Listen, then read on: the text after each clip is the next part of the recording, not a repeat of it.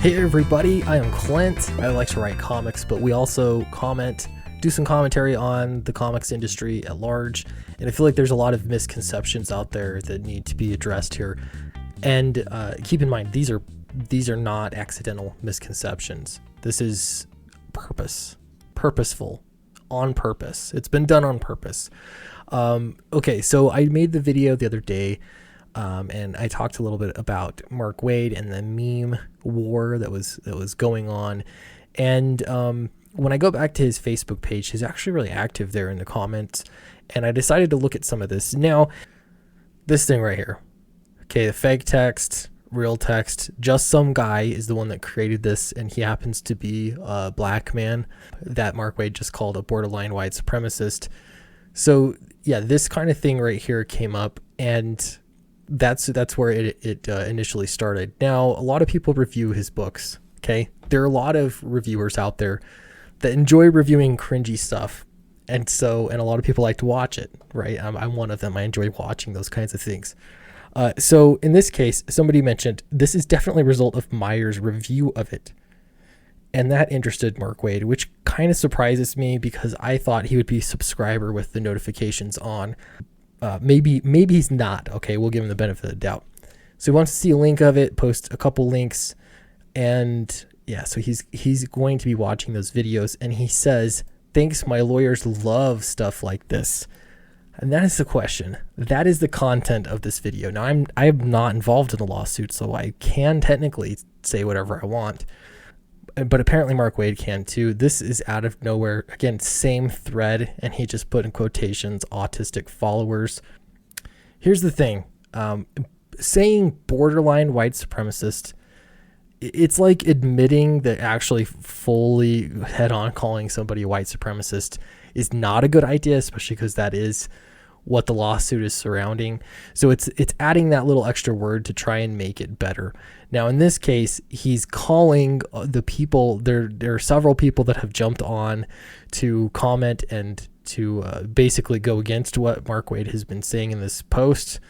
And then there are also people who are supporting him. It honestly, it looked like more people were in support of him. But because of all the negative stuff, he posted autistic followers, and he put that in quotation marks as if that somehow softens it or makes it better. I don't know. Don't they call that ableist? Or isn't that the terminology now? That, I don't know. This is where there's cognitive dissonance, and I want to get into that too.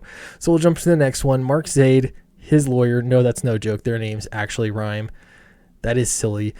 He posted this, and he actually posted the same thing on Twitter as well. He said, "Hey, whoever among your Facebook friends or followers is circulating what you post so that certain individuals in the Comicsgate movement can tweet and YouTube about it, please keep it up. You are only helping us in the lawsuit."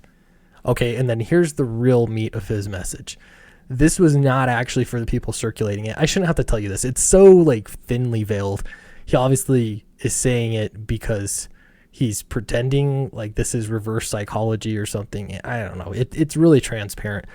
The truth is, I can make videos however I want, and it's not going to affect the outcome of this lawsuit at all. So, here we go. So Mark Zaid continues, "And for you Comicsgate people who are trolls or encouraging trolling, you might want to read this." Okay, and we're going to get into that article a little bit. Now, he did the same kind of thing. He basically, in a veiled way, called everybody trolls. He also called everybody in Comicsgate white supremacists by posting this link. So yeah, neo-Nazi website founder ordered to pay $14 million for a troll storm.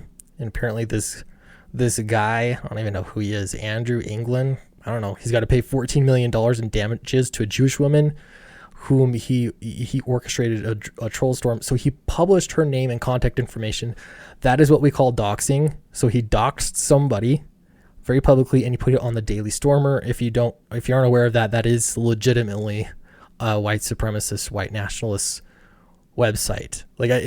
And I'm not saying that as like a insult or a fake insult. That's like a accurate description. So that's the difference. Okay. When you're saying something as though it is accurate, description of somebody and you call them a white supremacist or a borderline white supremacist or autistic followers, these kinds of things, it's defaming in nature. You're trying to, well, maybe not the autistic followers thing. That's just mean. But what you're doing is you're trying to paint people into this political group that is actually damaging to people, right? If they actually believed you and that this article had anything whatsoever to do with Comicsgate, then people would be afraid. But I know, everybody in this knows, and I think Mark, Zaid, I think you know that this has nothing to do with it. White supremacy, like race, has nothing to do with it. But you insist. Still, you persist. I looked up I tried to find out if there's tactics. I'm not a lawyer. Try to figure out if there's tactics, if there's a point on getting on social media and trying to antagonize somebody on the other side. If it actually helps you in any way, shape, or form. The only thing I can imagine, and again, I'm not a lawyer, is that you're just trying to drag things out. That's the goal. You're just trying to make people upset and drag it out and make it as miserable of an experience as you possibly can so that you'll wear out the plaintiff and maybe he'll just drop it. That's the only thing I can imagine, because everything I've seen here about being a lawyer and using social media and tactics, it's just basic marketing tactics. It has nothing to do with courtroom tactics that I've seen. And, to go along with it, I've only seen very few lawyers do this kind of thing in a public way. The other one I think is Michael Avenatti. I think he was one that kind of went to the extreme. I also found this. There's a lot of content in this video, guys. I found this, and this is why smart lawyers do dumb things. And this brought me into a whole other rabbit trail. But this, I think, is insightful. I'm going to play a little bit for you. And one of the reasons is called cognitive dissonance. And that's where people cannot hold in their brains two competing moral views of themselves. So if you think of yourself as a good person, and I'm pretty sure everybody does, and you do something bad, your brain's going to help you rationalize why you did the bad thing. So in unauthorized practice of law, you're a good person, you're a good lawyer, you find yourself giving unauthorized legal advice, you're going to say, but the client needed it and couldn't wait, and the client knows me more than any lawyer in that jurisdiction. Or perhaps these things that they're saying on social media against me really help us out. My lawyers love that kind of stuff. Perhaps that's it. Because this has no perceivable way of actually helping the case, except for to just make it as painful and obnoxious as possible. The thing is, though, we all know that if this court case stops, it's still going to be painful and obnoxious. None of this other stuff is going to change. It seems like you're in this tunnel. The only way out is straight on. So that's I assume the way that it's going to continue going. So also in that same lawyer video, she mentioned this little conformity experiment. I'm going to play just a little bit of this. I did find this maybe really interesting, and maybe you've seen this before. This is conformity. I'm going to explain. These guys here, left to right, are actors in this experiment, and this one guy, the white t-shirt, he is the actual subject, and they're testing conformity. Check this out. But on the third trial, something happens. Two.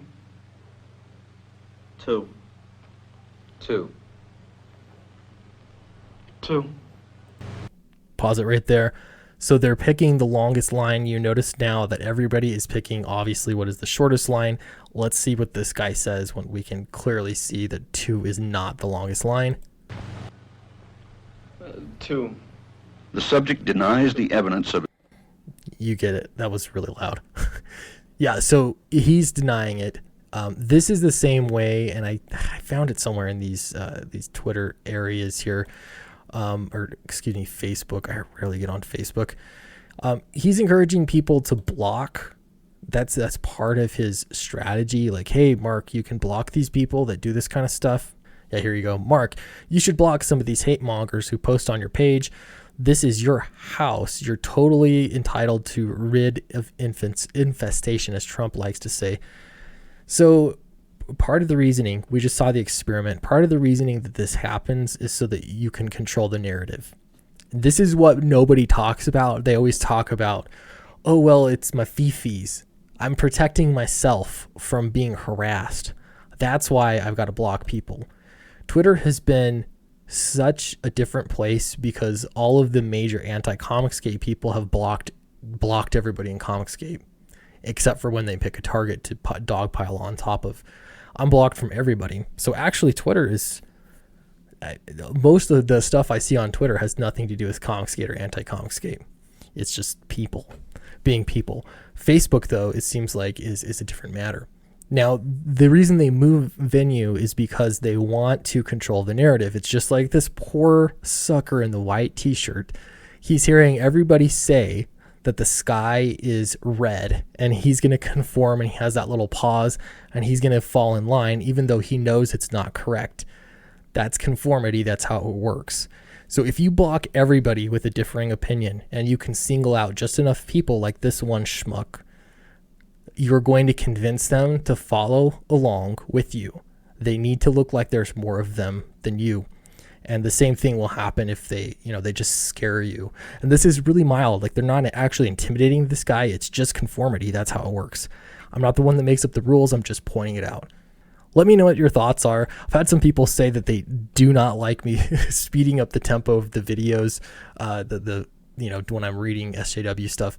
So I stopped that. I'm curious what your thoughts are, if that's a keeper, or I should change it or anything.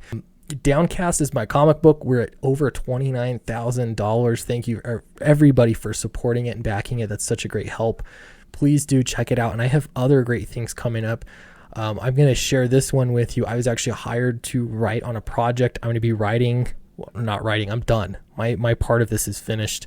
But Chuck Dixon is also on the project. David Furr is also another writer on the project. And it's going to be an old school anthology, meaning that these stories are still going to be like full length stories. My script was for a 24-page story, and I am writing the Silver Streak. So it's pretty exciting. It's my first superhero title, actually. It's going to be coming to Indiegogo at some point soonish. I will give you more details as I'm allowed to share them, but artists have been selected. Lots of good stuff is happening. I'm excited for this project. So keep an ear out for it. I think it'll be great. And thank you very much for watching, everybody. Don't forget to like, subscribe, make sure you're still subscribed, all that good stuff, and I'll see you next time.